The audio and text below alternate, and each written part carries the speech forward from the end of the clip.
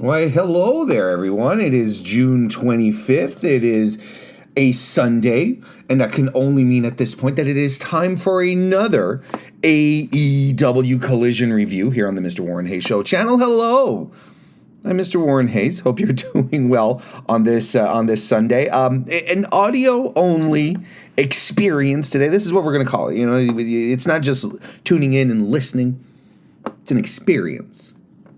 Because that's what people want these days. They don't want to just listen to things. They just don't want to watch things. They need experiences. So that's what I'm providing you today. An experience. The Mr. Warren Hayes Show audio experience. Because I am recording. I'm currently in Toronto. I was in the audience. What am I trying to say? I was in the audience last night at Collision live. And I'm going to be at Forbindor a little later on today. So, since I'm not in my usual rigmarole, since I don't have all my bells and whistles, I decided that I was going to do just an audio recording today. And hopefully the sound's not too bad because, like I said, I don't have my usual stuff. I am recording off of a laptop. Hope everything is all right. But most importantly, I hope you are having a wonderful weekend and that you are basking in all this great wrestling that is available to us this wonderful, wonderful weekend. But listen, before we move on any forward, before we go any further, why don't you consider leaving a video? Not a video, excuse me, a like on this video, audio. If you're listening to this on youtube.com/MrWarrenHayes, or a 5-star rating on Apple Podcasts, 5-star review on Spotify, 5-star review on Apple Podcasts. I'm getting this right. 5-star review on Apple Podcasts. Not as if I said this every week, right? 5-star review on Apple Podcasts, 5-star rating on Spotify. If you're listening to this as a podcast, I appreciate it a great deal. It will go a long way to always help grow the channel and whatnot. But listen, gonna tell you, we might as well just get right into it because I'm not gonna lie, it's a beautiful day in Toronto. I want to go outside and take advantage of what's still around, what's still possible. So I don't want to. I want to take the time to do this properly. I also don't want to go off on some rants, he says, before he goes off on a rant. We're going to be talking about the June 24, 2023 edition of AEW Collision today. I'm recording this again on the Sunday on June 25th.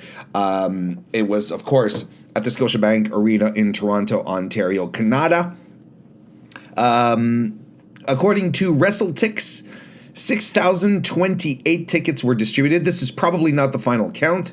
Probably be a little updated count in a couple of days, but at the time I'm recording this, this is still the final tally that we got yesterday. They had set this up for 6,796. So, I would, half the capacity of what is going to be expected at Forbindor tonight. But much better than what was originally happening. Like, these tickets took a little time to sell. And I think you can factor in the fact that the idea that, once Collision started being clear as to what it was going to be, once CM Punk was started to be promoted properly, I believe these were contributing factors to getting tickets moved. Basically, essentially. So I think it's a combination of both things. We've talked about this quite a bit. Even some of the more dreadful shows on the Canadian tour have seen substantial upswings. So maybe even after Forbidden Door, the Hamilton shows in a couple of days, which Tony Khan was talking about last night. After, he always comes out and addresses the audience and whatnot and says, basically told us there was a lot of great matches tonight. Says that over and over again. He's so funny. He's really one of the funniest speakers that we have in pro wrestling, because he's always saying the same thing over and over again. Anyway. But after he told us there were all these great matches, that happened at Collision, he reminded us that, is anyone going to be in Hamilton this week? Because there are going to be some great matches there, too. He says, I love to drive to Hamilton. I'm like, do you, Tony? Do you really love to drive to Hamilton? I've never heard of anyone tell me, you know what? There's nothing I like more. And, popping in my convertible, my Mazda Miata, and hitting the road, going all the way to Hamilton, taking the scenic route to Hamilton. I don't know. I don't know if this is coming out. There's police activity, apparently. I don't know if you can hear the police sirens in the background. Apologies for that. They're not coming for me yet. But no, basically, I think that there's a good amount of positive hype going on right now. I think there's a lot of good vibes around AEW this weekend. So I think this is. I think we're going to see a few more extra tickets being sold here for the show. The Hamilton shows is what I'm trying to say. But listen, like I said, I was there live, so I am not. I have not been spoiled anything. I have not spoiled. That's not the right word. I haven't been tainted by television commentary on this one. I unfortunately did not hear Kevin and Nigel have some exchanges, so I couldn't tell you about how good a job they did or what storylines they were obviously pushing or whatnot. But this was a blast to be live and had some good floor seats. Big shout out to John over at Voices of Wrestling who got me hooked up with some good tickets. So that was very appreciated. And we got down on the floor and look, I mean, this show was absolutely a warm up for Forbidden Door. Like, this was the go home show, right? And we had the Dynamite go home show this week. Well, this was the final go home show for Forbidden Door, while also continuing storylines for Collision as well. But look, everyone in that arena was in a very Forbidden Door mood last night. I can tell you that. But I'm thinking that I'll probably be talking more about this on Tuesday when I do my full review of Forbidden Door. But, this Collision and Forbidden Door in and about itself is absolutely a message from AEW to the wrestling fan base, the core, dedicated fan base, whatever you want to call it. This is AEW saying, we still listen to you. We still know what you like, and we cater to you. We listen to you. And I think that's significant. As there were things that happened on the show tonight that prove that, absolutely demonstrate that AEW do a fantastic job listening to its wrestling fan audience, right?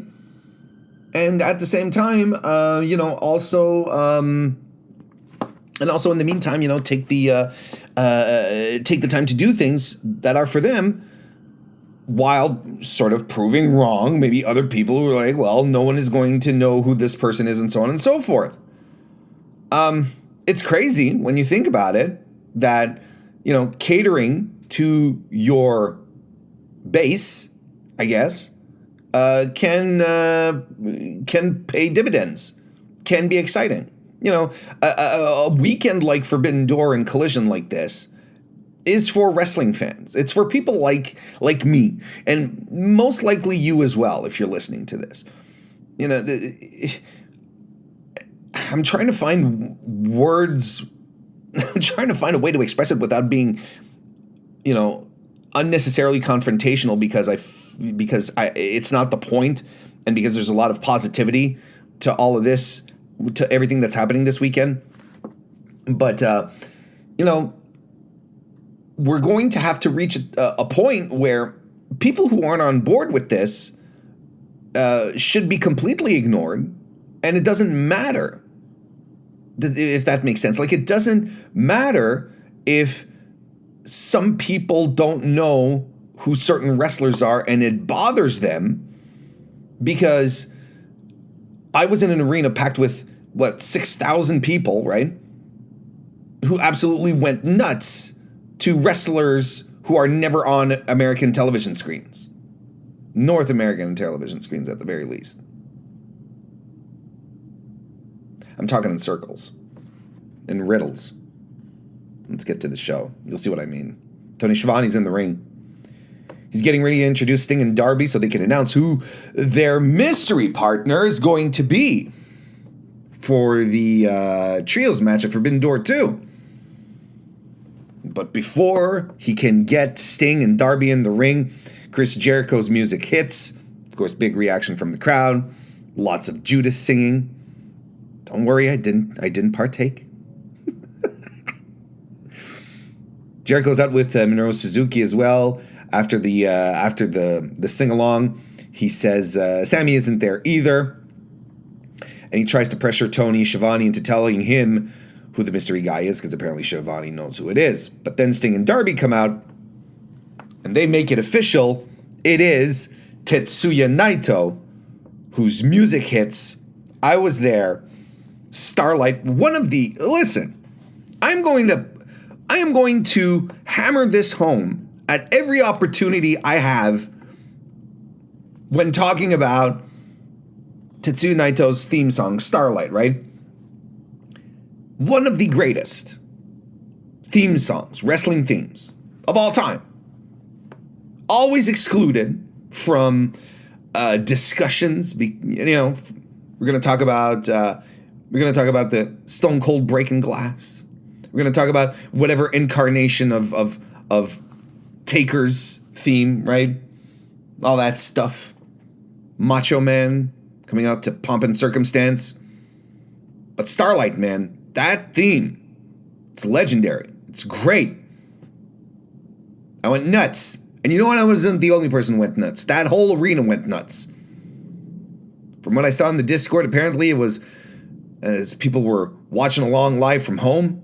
Apparently the pop was loud, and I can confirm. People went crazy. He and Jericho have a stare down. And we had big match Naito. Not t-shirt Naito. No, sir.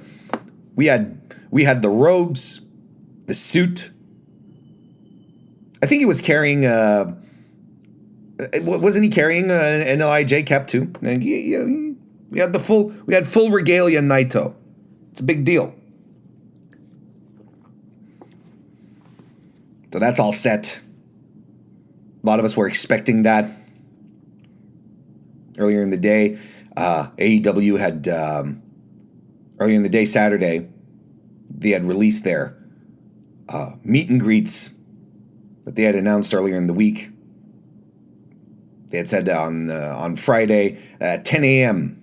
on AEWTix.com, you could go and pick up your meet and greets, which I was privy to. I was interested by that. I was like, yeah, I'm going to do a meet and greet. And it was, quite honestly, very poorly managed online, because they gave the link for AEW Tix, and you'd go at 10 a.m. I was on AEW Tix, and I was like, where the hell is it? What's going on? Some helpful folk on online were able to find out that it was off of a merch link. So very, very poor social media promotion by AEW on that. Telling you to go on one site when the link was completely off, sent you somewhere completely different. All right. Thankfully, I got it. And when I got there, there were 4 meet and greets available. You had the Chad Sonata, you had Tomohiro Ishii, you had Minoru Suzuki, and Tetsuya Naito. who was, and it was Hiroshi Tanahashi who had been advertised. I was like, oh, was Tanahashi pulled and they're putting Naito, so Naito is in town. And then things start to get you start seeing the picture that's being painted. So I buy the Naito meet and greet. What are you talking about, right? I'm, get all of that, and I even mentioned it in the Discord, and it's like, oh, look, it looks like Naito's in town. Early afternoon, I'd say like at about 1:15, I get a ticket, an email saying that my meet and greet purchase was refunded without any explanation. It's like, what? Why? Send an email back, try to get a response, don't get a response. And I'm a little bummed, and I go to the merch link, and yeah, Naito's gone, but in his place is Hiroshi Tanahashi. So I'm like, I'll take one for the Ace of the Universe. That's fine, but the damage was done, if you ask me. Like someone, and I know this, I've talked to people. Someone fucked up. Just didn't put Naito when it should have been Tanahashi. And it is my understanding that AEW was not thrilled about that. They were not happy about having potentially a huge surprise be leaked like that. There you go. But it was still awesome nonetheless. I'm going to tell you, that was some exciting shit. Even though I was expecting it. I mean, the whole audience was expecting it. Everyone was chanting Naito. God, could you have imagined if it had, like, honestly, frankly, everyone in the audience was chanting Naito. Then started chanting holy shit when he did show up. Imagine if it had been Goldberg. I think the audience would have turned on Goldberg. I know the things like, oh, it's Goldberg, it's just going to be funny.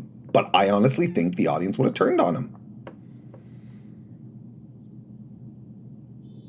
Anyway, this is one of these things where, just as I was mentioning earlier, right? It's like your core pro wrestling audience, your fans, the people who spend the money, who travel, who buy the merch, who do the meet and greets. This was for them. It's for us. What am I doing? I'm not excluding myself. It's for me. Tetsuya Naito, North America. Everyone that I saw that I'm going to see tomorrow. North America. My eyeballs saw them wrestle.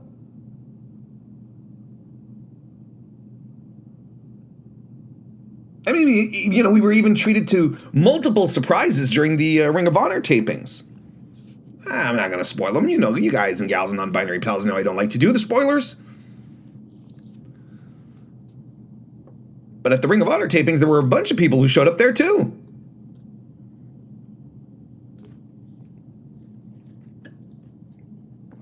I think you'll be if you're a New Japan fan, excuse me, if you're a New Japan fan, you are going to be excited for the next set of Ring of Honor broadcasts, streams.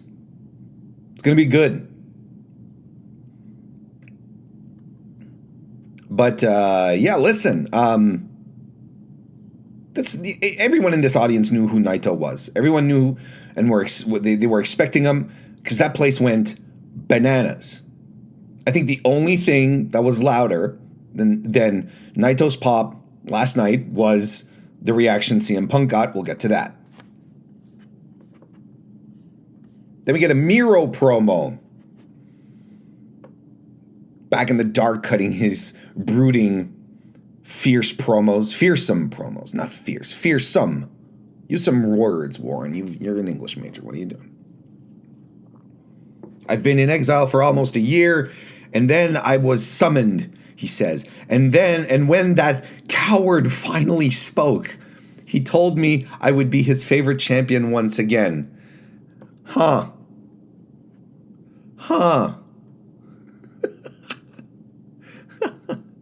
He is forsaking everything, Miro is, even his beautiful wife, because he is godless. And I swear, like I was sitting with John, like as if voice is wrestling, and we both looked at each other and he's like, did he say gutless or godless? Of course he said godless, but it really did come off as gutless.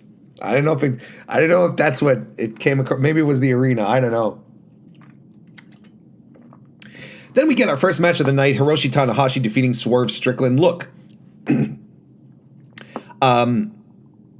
Tanahashi is on the way down, and this is a tale that has been perpetuated for quite a few years at this point.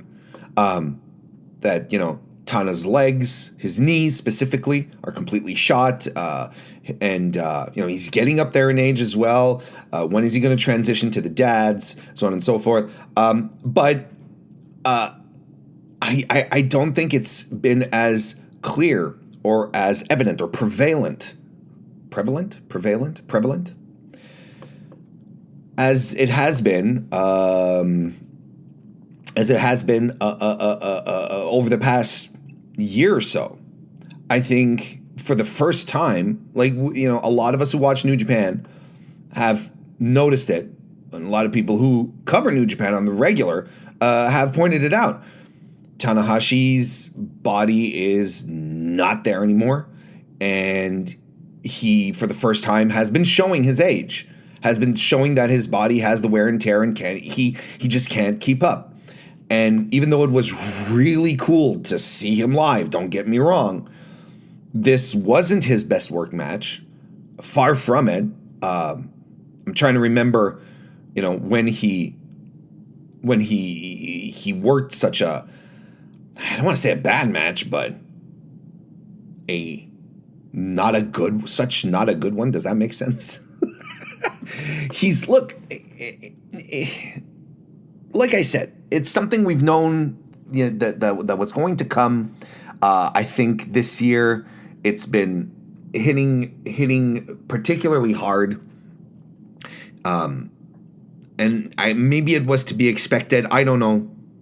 Him slipping off the rope on the final high fly flow was kind of a bummer, but props to Swerve for jumping right up to cover the moment, right? I mean, that's a pro. Instead of just lying on his back and waiting for Tanahashi to regain his footing, he's like, okay, well, we're going to take this, you know, we're going to make something logical out of this. So it made sense what he did to jump up, and then Tana lands a couple of blows, and that's that. Gets the high fly flow for the win. But man, Tanahashi's going to be in a G1 this year. And I know, like, with the way things are set up, with the 32 men 4 block setup, it's maybe not as grueling as it was just maybe 3-4 years ago, you know, where, you know, and in previous incarnations where, you know, everyone's working, you know, everyone's working every night, you know, or every other night in the G1. And then the nights that they have off, they're working multi-men on the card, right? So the G1, you know, in that respect this year, if you're not working a night, then you are not doing multi-men, you're not, you know, you're not filling out the card. So you do have nights off, and then there will be circumstances where you'll have a couple of nights off, 2-3 nights off, depending. So it's an interesting, so, you know, it's not as grueling as it once was, but it's still a G1. I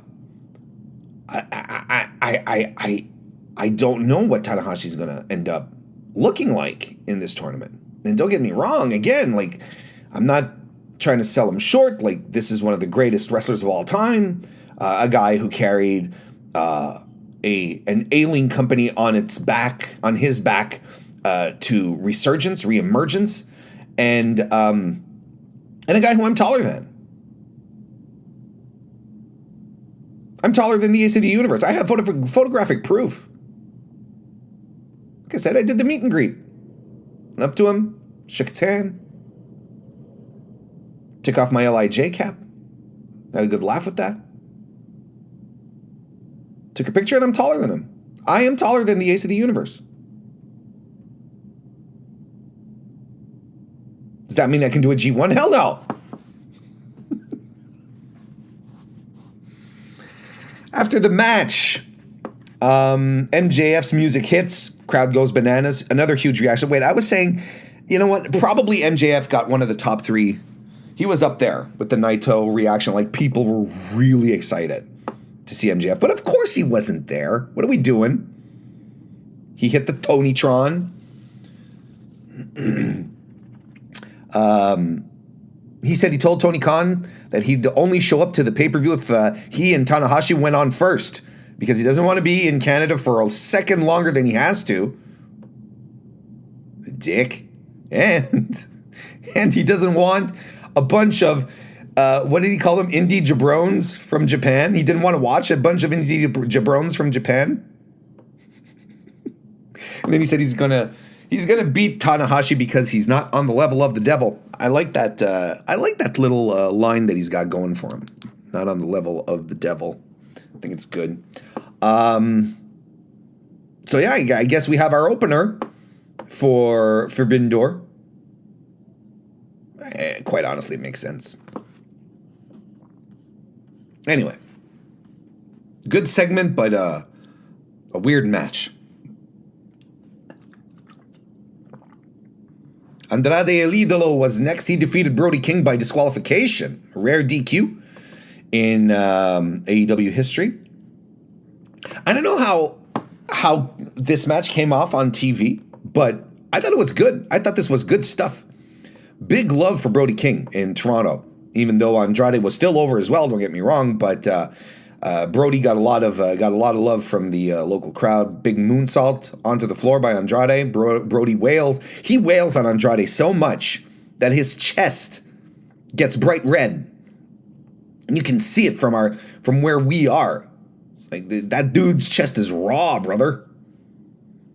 Julia Hart is there. She interferes with the mask, with Andrade's new mask, in order to break up a figure 4 attempt. But then Andrade just locks one in later. And then he tries to do the figure 8. Like, he tries to arch back. And we're laughing because he's having trouble doing it. We're like, what the hell, man? Can you do it? Is this like Charlotte trying to do the moonsault into the standing moonsault and, has trouble pulling it off? Is this Andrade now? He can't do an arch on a figure 4. But then we realized, when Buddy Murphy attacked, so we probably just didn't want to lock it in to continue protecting the move, which makes sense. But yeah, Buddy Matthews just runs right in, forces the DQ. That doesn't happen often. As I mentioned, they double team Andrade. Dante's Inferno happens as well. There was some big chance for Roosh during the beatdown. Big chance for Roosh. I think people were looking forward to some LFI here.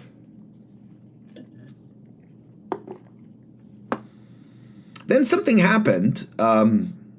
Again, like they had Malachi Black's face pop up on the Tonytron. But from where I was seated, I couldn't see if there was anything else going on, and he wasn't saying anything. It was just, Malachi Black up on a screen saying nothing. It was just a little weird. Then Christian Cage and Luchasaurus came to the ring, joined by Tony Schiavone. Schiavone asks him, how does it feel to be back home? Good reaction to Cage, too, don't get me wrong. Cage said last week he left the show in a really bad mood. Oh, really? Left in a bad mood, did you? Wrestlers do that sometimes? They leave their job in a bad mood? Anyway, he said he left the show in a really bad mood for a lot of reasons, but he also knew he would be back in Toronto days later with the TNT title, And now he's in an even worse mood because of that.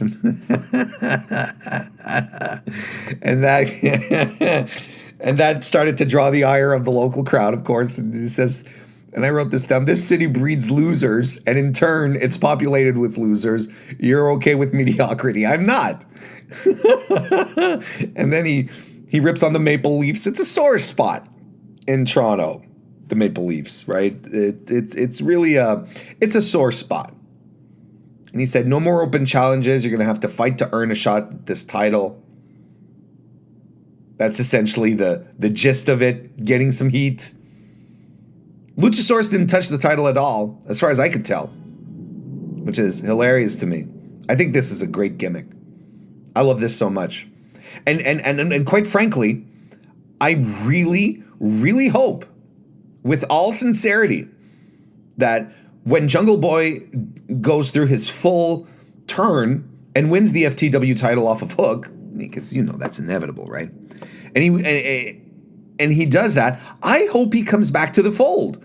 I hope he goes back to Christian, because you know Christian will welcome him back with open arms. And I think it'd be great. Like I said, a sort of an inverted bloodline, I guess, you know, where Christian Cage just, and Christian Cage comes out claiming the titles. Like, it'd be great. Look, tell me this wouldn't be great. Then they ran a promo for the men's Owen Hart tournament. We got promos for all of the quarterfinals, men's quarterfinals. Satoshi Kojima promised to kill CM Punk. Roderick Strong and Samoa Joe promised to beat each other up. So did Dustin Rhodes and Powerhouse Hobbs and Juice Robinson and Ricky Starks. It was all good stuff.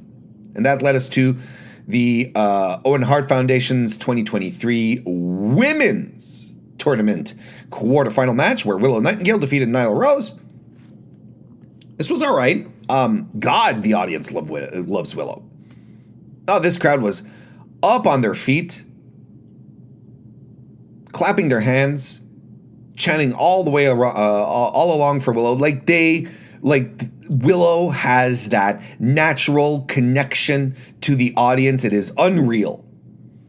But, I've said this multiple times. There is no one else in AEW on the women's side who is like Willow, who has that energy, who wrestles like her. She is unique. So I think that in a women's division that sometimes we are presented with similar or maybe, not quite ready for prime time players. How about that? Willow comes out as a full ready for TV product, plays off all her strengths, doesn't try to do flips. She just, bowls people down. I think she's great. There's no surprise to me. Been saying this for a long time. And the match was all right, but I think it would have been more meaningful if Nyla was still booked as a threat. And Nyla Rose will continue to go down, for me personally, as one of the most curious uses of talent in AEW.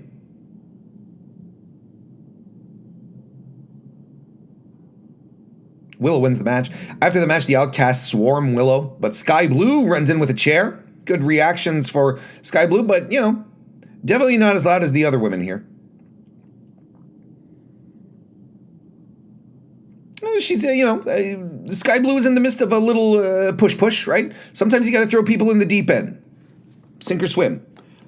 I think it's ill-advised. I think it's a very NXT way of doing things, where you see someone getting a buzz and then you're pushing them into a position where they might not be ready for. And I think this is Sky Blue. And don't get me wrong, I really do believe. God, I feel like I say this every time we talk about Sky Blue. She's got a lot of upside. I think she's naturally charismatic. I think as an in-ring worker, she's not ready. There's a lot of polish left. And I think she doesn't capitalize off of her natural charisma to create a connection with the crowd. I think it's wild because it's something that she could so easily lean into. Very, very easily. But she she has trouble creating that connection with the crowd. And when she teamed with Willow Nightingale, what was it, last Dynamite? And it becomes glaring at that point where Willow is just, it's so natural and easy and simple. And Sky has this, bit of an awkward way of presenting herself. I don't know. And she's not that confident in her ability. So, I'm curious to see how far this push is going to go. I don't think they're angling her to be a world title contender. I don't think so. But, I think she's one of these women on the roster who needs more seasoning, and you could be putting other more well-rounded talents out there to, complement the women's outings more often, better, I should say, not more often. Because again, look, we've got another 2 hours of TV, but only one more women's segment on the show, and it's the same women we're seeing on Dynamite. So I don't know. Did you before popping on? I saw that Julia from Stardom today. So they had their show earlier today. I'll probably get around to watching when I get home. Julia challenged Willow Nightingale for the strong women's title, and yeah, I mean, look, if you were wondering if this was supposed to be Mercedes Moné's spot or not, if there was still a little doubt in your mind that, oh, well, Willow was supposed to win even if Mercedes got hurt, I mean, you have the proof right here. And you have the proof. You had a tremendous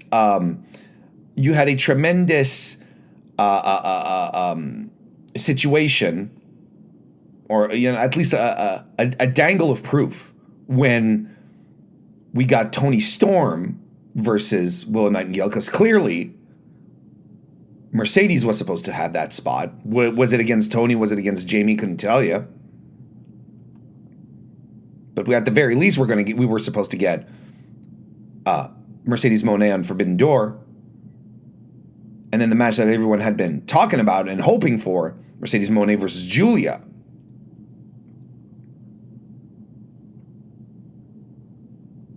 So, I mean, it's still a good situation to be in with Willow, because Willow's a capable, very good professional wrestler.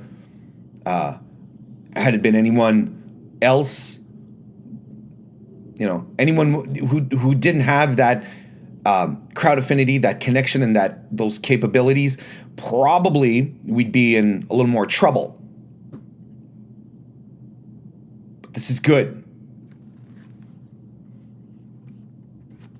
You get a Scorpio Sky promo. He walks through all his accomplishments. This is going to be a situation.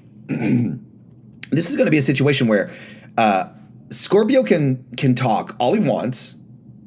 He's going to have to put up. He's going to have to wow this crowd, this AEW crowd, this very don't get me wrong, right? AEW audiences have very high expectations. And he's going to have to lean into that and make the best out of it, right? He's going to have to put up. There's all this talk about, how he was the original face of the Revolution and two-time TNT champion and AEW tag team champion and all that. We're in a completely different environment. And yes, he's been sort of left behind. And he's going to have to show that he can hang in this new AEW, because it's not the AEW from 5 years ago. Nearly 5 years ago. It really isn't.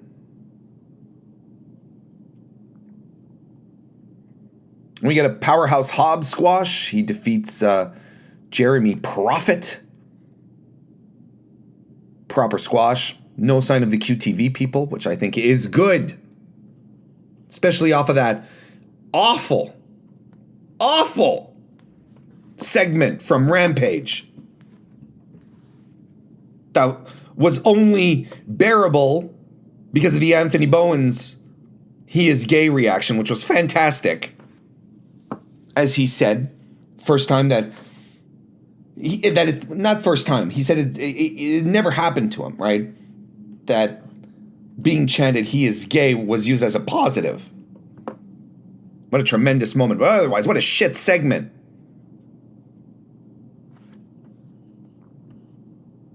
And I said, you gotta jettison Powerhouse Hobbs out of this QTV shit. And you don't have to, you really don't have to compose a fancy exit strategy angle for him. Just cut the tie and we'll pretend like it never happened. It's fine. And I'll be upfront here to say that, this is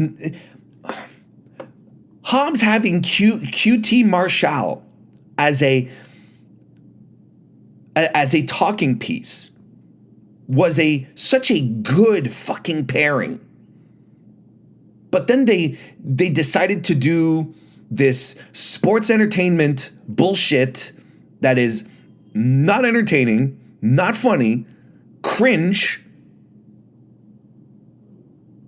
And they lost the plot. They lost the plot on it, where it really could have just been Powerhouse Hobbs and QT Marshall. QT doing all the grunt work when it comes to talking people into his matches, getting Powerhouse Hobbs into trouble, and Powerhouse Hobbs smoking dudes. No. Got to do a poor man's TMZ, a format that, was fun, like interesting 10 years ago. Jesus Christ. Anyway, main event. The Bullet Club Gold and the Guns defeated CMFTR and Ricky Starks. What do they call their team here? Absolute CMFTR? Excuse me. All throughout the evening, by the way. All throughout the evening. Whenever CM Punk showed up on screen, during the evening, they'd show like footage of the video game. And, so they'd show CM Punk, right? And whenever he'd show up, there was a large contingent of boos and some CM Punk chants, right? And from where I was seated, so when he and even when they did the Owen Hart tournament pre-tapes, when Punk showed up, it was the same thing. Like, they're very loud, passionate, mixed reactions. And from where I was seated, I couldn't hear much of a difference between the two. Like, there were some very loud CM Punk fans right next to us, which is fine. But from what I understand, checking up on the Discord, apparently the BOOS came out very vociferously on the television sets around the world. And I'm going to tell you one thing, Punk enjoyed that. And they were probably very loud, and probably louder than the CM Punk chants, because he was very smug, snarky about it. He rejoiced. And look, at the, in the post-match promo that wasn't aired, he even took a shot at the Leafs before leaving, So it's like, he was fine with all of this. Tell you one thing that I'm proud of, I started a Juice chant. We're talking about, who was I chanting for? I was chanting for Juice. This is good. This is another 20-minute plus main event on Collision, second in a row. And look, if this is one of the ways that this show differentiates itself from Dynamite, I'm all for it. And quite frankly, everyone worked hard here. Everyone worked super hard. And nothing to say. I thought this was good. I think Juice Robinson is having a resurgence in AEW. If you think of a guy whose time was due to leave the territory, i.e. New Japan, It was him. And right now, he's kind of using some of the flamboyant, he's injecting a little bit of that into the rock hard, and it's working. People are attaching themselves to that, and he's been doing fantastic. I mean, can you imagine we're in a world right now where we're talking about Juice Robinson cutting some of the best promos of the year, and yet, I don't know, it's fantastic. It's something that bears being pointed out. Juice is having a tremendous, tremendous year. There was one guy who, it was time for him to hit the territory, to leave the territory. It was that guy.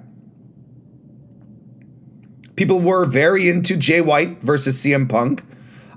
Ricky Starks was also very over in Toronto. Anyway, Starks eats a cheap shot while the ref is distracted, and Jay White gets the win. Lands the Blade Runner.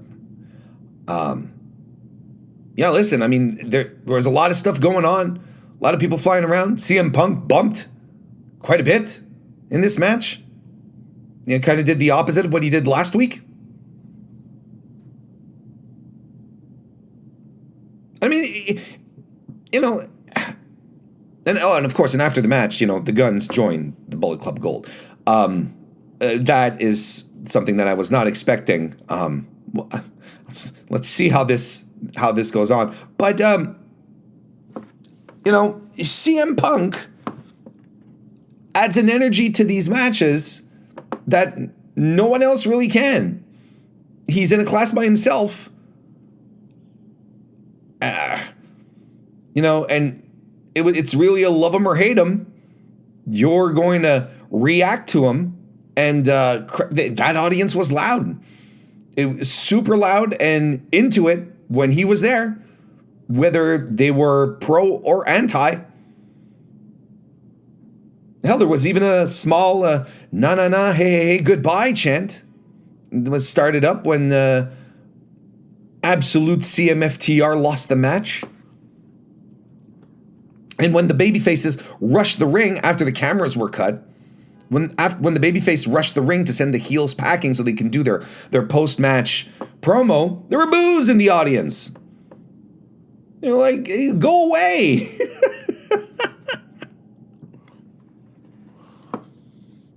And in the post-match promo, Dax referenced the DIY match that happened in Toronto, the 2 out of 3 falls.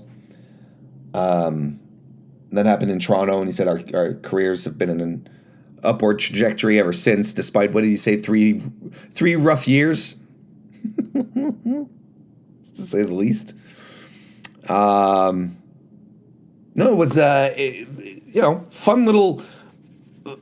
fun main event. I thought it was good.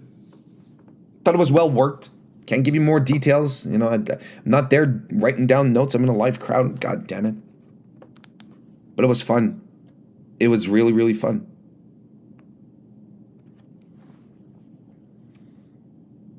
I enjoyed it. And it was a very good live show. But I'll tell you what, if I'm watching this at home, I'm probably thinking second hour dragged a little bit up until the main event. I thought the first hour was very good, electric, and I thought the second hour dragged a bit. I don't know if that's overall what the feeling you got at home, but I think it was a good show. I think last week's was better. I think it was better put together, but this was still good. Don't get me wrong. Let's see what happens moving forward. And that's that. We're going to wrap this one up so I can go hit this beautiful Toronto day. See what's going on. But yeah, listen, if you like this and you're watching this on youtube.com/MrWarrenHayes right now, consider leaving a like and subscribe if this is the first time you're here as well. We've got more content coming your way. Podcast applications, you know what to do. 5-star reviews, 5-star ratings, all that good stuff. Subscriptions and follows also appreciated. But in the meantime, I will be back on Tuesday for a full Mr. Warren Hayes show, the complete experience back at home. with video, where I'll be, among other things, we will be reviewing Forbindor too. So I'm already looking forward to that, and I hope you guys and gals and non-binary pals are too. So no fancy music for the outro this week. Sorry about that, but thank you all very much for joining me nonetheless, and I'll see you next time.